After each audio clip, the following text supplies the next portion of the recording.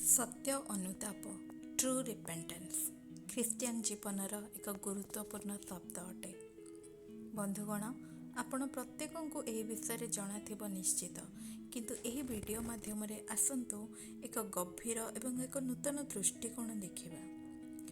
True ରିପେଣ୍ଟାନ୍ସ ବା ସତ୍ୟ ଅନୁତାପ ଅନେକ ସମୟରେ ଆମକୁ ଲାଗିଥାଏ କି ଆମେ ଗିଲ୍ଟିନେସ୍ରୁ ଆରମ୍ଭ ହୁଏ, ଗିଲ୍ଟି ଫିଲିଂରୁ ଆରମ୍ଭ ହୋଇଥାଏ। ଆମେ ଯେତେବେଳେ କୌଣସି ପାପ ବିଷୟରେ ଜ୍ଞାତ ହୋଇଥାଉ ନିଜର, ସେ ସମୟରେ ଆମକୁ ଗିଲ୍ଟି ଫିଲ୍ ହୋଇଥାଏ ଆଉ ଆମେ ସେଇ ସମୟରେ ଭାବିଥାଉ ହଁ ଆମେ ଗିଲ୍ଟି ଫିଲ୍ କଲୁ ତ ଆମେ ଅନୁତପ୍ତ ବ୍ୟକ୍ତି ଅଟୁ, କିନ୍ତୁ ତାହା ନଥାଏ। କାରଣ ଆମେ ବାରମ୍ବାର ସେଇ ପାପର ଚକ୍ରରେ ପଡ଼ି ଯାଇଥାଉ। ତେଣୁ ଗିଲ୍ଟି ଫିଲ୍ କରିବା ଯେ ଗୋଟେ ଫାର୍ଷ୍ଟ ଷ୍ଟେପ୍ ତାହା ନୁହେଁ, କିନ୍ତୁ ଆଜି ଏହି ଭିଡ଼ିଓ ମାଧ୍ୟମରେ ଅନୁତାପର 3ଟି ସ୍ତର ଆମେ ଦେଖିବା। ଆଉ ପ୍ରଥମ ସ୍ତର ହେଉଛି ରେଭେଲେସନ୍, ଯାହାକୁ ଆମେ ଓଡ଼ିଆରେ ପ୍ରକାଶନ କହିଥାଉ।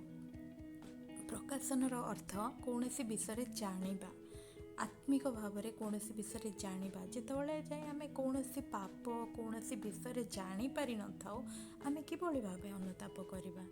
ତେଣୁ ରେଭେଲେସନ୍ କେବଳ ଆମକୁ ଜଣାଏ ଯେ ତାହା ନୁହେଁ, କିନ୍ତୁ ଆମ ପାପ ବିଷୟରେ ଜଣାଇବା ସହିତ ଆମେ ପ୍ରଭୁଙ୍କର ଦୃଷ୍ଟିକୋଣକୁ ସେଇ ବିଷୟରେ ଜାଣିଥାଉ। ଆମେ ଜାଣିଥାଉ ଯେ ଯେଉଁ ପାପ ଆମେ କରିଛୁ ତାହା ଯେ ଏକ ଖରାପ ବିଷୟ ତାହା ନୁହେଁ, କିନ୍ତୁ ତାହା ଏକ ଆଘାତ। ଯେଉଁ ପରମେଶ୍ୱର ଆମକୁ ସୃଷ୍ଟି କରିଅଛନ୍ତି, ଯେଉଁ ପରମେଶ୍ୱର ତାଙ୍କର ଅଦ୍ୱିତୀୟ ପୁତ୍ରଙ୍କୁ ଆମ ନିମନ୍ତେ ଦାନ କରିଅଛନ୍ତି, ଆମକୁ ଏତେ ପ୍ରେମ କରିଅଛନ୍ତି, ସେହି ପରମେଶ୍ୱରଙ୍କ ପ୍ରତି ପାପ ହେଉଛି ଏକ ଆଘାତ। ଏହି ବିଷୟ ଆମେ ଜ୍ଞାତ ହୋଇଥାଉ ପ୍ରକାଶନର ସ୍ତରରେ। ଏବଂ ଆମେ ଯଦି ଦାଉଦଙ୍କ ଜୀବନ ଦେଖିବା, ଦାଉଦ ଯେତେବେଳେ ପାପ କରିଥିଲେ ତଥାପି ସେ ଗିଲ୍ଟି ଫିଲ୍ କରିକି ମଧ୍ୟ ସେ ଏକ ସାଧାରଣ ଜୀବନଯାପନ କରୁଥିଲେ, କିନ୍ତୁ ଯେତେବେଳେ ସେ କମ୍ପ୍ଲିଟ୍ ସରେଣ୍ଡର କଲେ ପ୍ରଭୁଙ୍କଠାରେ, ସତ୍ୟ ଅନୁତାପ ଯେତେବେଳେ ସେ କରିଲେ, ଟ୍ରୁ ରିପେଣ୍ଟାନ୍ସ, ସେଇ ସମୟରେ ସେ ନିଜର କେବଳ ଭୁଲ ବୁଝିଲେ ତାହା ନୁହେଁ, କିନ୍ତୁ ପ୍ରଭୁଙ୍କର ଦୃଷ୍ଟିକୋଣକୁ ସେ ଦେଖିପାରିଲେ। ଏବଂ ଗୀତ ସଂହିତା 51:4 ସେ କହୁଛନ୍ତି ପ୍ରଭୁଙ୍କ ବିରୁଦ୍ଧରେ ସେ ପାପ କରିଥିବା ବିଷୟ ସେ କହୁଛନ୍ତି। ତେଣୁ ଆମେ କେବଳ ଯାହା ପାପ କରୁଛୁ ତାହା ଯେ ଆମ ଖରାପ ବିଷୟ ତାହା ନୁହେଁ, କିନ୍ତୁ ଆମେ ଏତିକି ଜାଣିବା ତାହା ପ୍ରତ୍ୟେକ ଦିନ ପ୍ରଭୁଙ୍କ ପ୍ରତି ଏକ ଆଘାତ ଅଟେ। ତେଣୁ ଆମେ ଯଦି ଦ୍ୱିତୀୟ ସ୍ତରକୁ ଦେଖିବା, ତାହା ହେଉଛି ସ୍ୱୀକାରୋକ୍ତିର ସ୍ତର, କିମ୍ବା ଯାହାକୁ ଆମେ ଇଂଲିଶରେ କନଫେସନ୍ କହୁଛୁ। ଅନେକ ସମୟରେ ଆମେ ସ୍ୱୀକାର କରିଥାଉ, କନଫେସ୍ କରିଥାଉ, କିନ୍ତୁ ତାହା ଅସମ୍ପୂର୍ଣ୍ଣ ଥାଏ। ଆଉ ଆମେ ଜାଣିଥାଉ ଅସମ୍ପୂର୍ଣ୍ଣ ସତ୍ୟ ମିଥ୍ୟାର ସମାନ।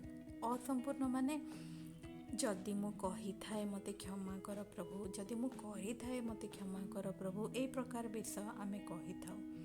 ତ ଆମେ ଯାହା କରିଛୁ, ଯଦି ଆମେ ଗୋଟେ ଶିଶୁ ବିଷୟରେ ଚିନ୍ତା କରିବା, ଶିଶୁଟି ଯାହା ଯଦି ଭୁଲ କରିଥାଏ, ସେ ଆସି ତା ପ୍ୟାରେଣ୍ଟସ୍କୁ ପରଫେକ୍ଟ ପ୍ଲେନ୍ ଟ୍ରୁଥ୍ କହେ, ସେ ଆସିକି ଗୋଟେ ପାରାଗ୍ରାଫ୍ ଲେଖେନି। ସେମିତି ଆମେ ଯେତେବେଳେ କିଛି ମିଷ୍ଟେକ୍ ଆମ ଦ୍ୱାରା ହେଇଥାଏ, ସେଇ ସମୟରେ ଆମେ ସେଇ ପ୍ଲେନ୍ ଟ୍ରୁଥ୍ର ସହିତ ପ୍ରଭୁଙ୍କ ପାଖକୁ ଯିବା ଆବଶ୍ୟକ। ଆମେ ନିଜକୁ ଜଷ୍ଟିଫାଇ କରିକି ସିଚୁଏସନ୍ ଦେଖେ ଏମିତି ହେଲାରୁ ମୁଁ ଏମିତି କଲି, ଏହି ପ୍ରକାର ନ କହି ପ୍ଲେନ୍ ଟ୍ରୁଥ୍ର ସହିତ ଯେତେବେଳେ ଆମେ ପ୍ରଭୁଙ୍କ ପାଖକୁ ଯାଉ, ପ୍ରଭୁ ଆମକୁ କ୍ଷମା କରିଥାନ୍ତି। ଯେମିତି ପ୍ରଥମ ଜହନ 1:9 ପ୍ରଭୁ କହିଛନ୍ତି, ସେ ଆମକୁ କ୍ଷମା କରିବା ନିମନ୍ତେ ବିଶ୍ୱସ୍ତ ଆଉ ନ୍ୟାୟବାନ ଅଟନ୍ତି। କିନ୍ତୁ ସେଥିପାଇଁ ଆମକୁ ସମ୍ପୂର୍ଣ୍ଣ ସତ୍ୟ ଆଉ ହୃଦୟର ସହିତ କନଫେସ୍ କରିବା ପାଇଁ ପଡ଼ିଥାଏ। ଆଉ ଆମେ ଯଦି ଦେଖିବା ତୃତୀୟ ସ୍ତର, ତାହା ହେଉଛି ସବୁଠୁ ଇମ୍ପୋର୍ଟାଣ୍ଟ ସ୍ତର, ଆଉ ତାହା ହେଉଛି ରିନାଉନ୍ସିଂ ବା ପରିତ୍ୟାଗ କରିବାର ସ୍ତର। ଆମେ କନଫେସ୍ କଲା ପରେ ମଧ୍ୟ ଅନେକ ସମୟରେ ଆମେ ସେ ପାପରେ ପୁନର୍ବାର ପଡ଼ିଥାଉ। ଆଉ ଯେତେବେଳେ ସେଇ ପାପର ଚକ୍ରରେ ଆମେ ପୁନର୍ବାର ପଡ଼ିଥାଉ, ଆମେ ସେଥିମଧ୍ୟରୁ ବାହାରିବା ବହୁତ ଡିଫିକଲ୍ଟ ହେଇଥାଏ। ଏହା ଏଥିପାଇଁ ହୁଏ ଯେହେତୁ ତାହା ଆମର କୌଣସି ନା କୌଣସି ମାଇଣ୍ଡରେ, ମେମୋରିରେ କିମ୍ବା ଆମ ହୃଦୟରେ ରହିଯାଇଥାଏ।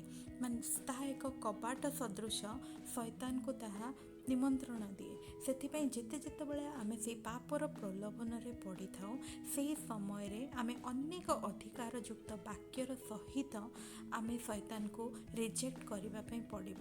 ଆଉ ଯେତେବେଳେ ଆମେ ରିଜେକ୍ଟ କରିଥାଉ, ସ୍ଲୋଲି ସେତେ ପର୍ଯ୍ୟନ୍ତ ଆମେ କରିବା ଯେତେ ପର୍ଯ୍ୟନ୍ତ ପରିସ୍ଥିତି ପରିବର୍ତ୍ତନ ନ ହେଇଛି, ଯେତେ ପର୍ଯ୍ୟନ୍ତ ମନ ହାଲକା ନ ଲାଗିଛି, ଆଉ ଯେତେ ପର୍ଯ୍ୟନ୍ତ ଆମେ ସ୍ପିରିଟରେ ଷ୍ଟ୍ରେନ୍ଥେନ୍ ନ ହେଇଛୁ।